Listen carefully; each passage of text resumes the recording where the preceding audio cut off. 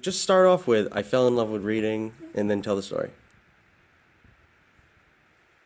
The greatest discovery of my whole life, I think I made when I was about 7 years old.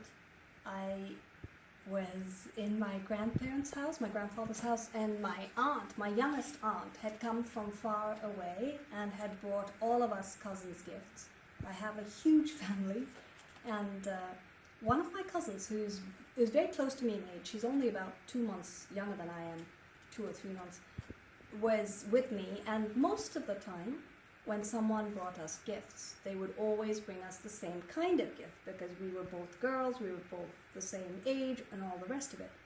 But this time, my aunt brought her this huge box wrapped up in shiny paper, and she gave me a very small package.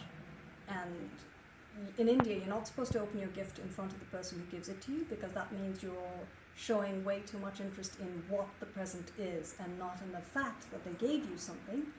So we did the Indian thing, we said thank you, and then we ran off to the other room and ripped up our presents apart, and she showed me this, very fancy game. And I opened my package, and it was a book. It wasn't even a picture book. It had just black and white words in it. And I was quite upset. And my cousin was a little ha, like my aunt likes me a lot more than she likes you.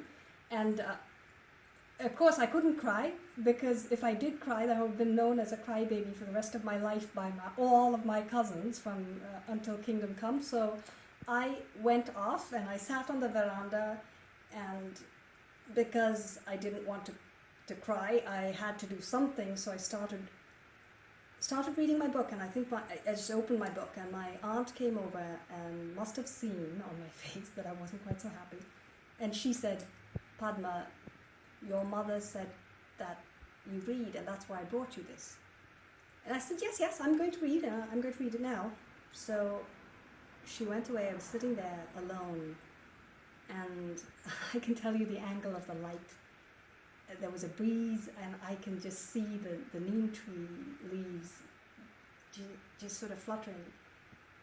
And I started reading, and halfway down that page, I made the greatest discovery of my life, which was that in my head, I had pictures that, with all due respect to my illustrator colleagues, were beyond anything I had ever seen in any book.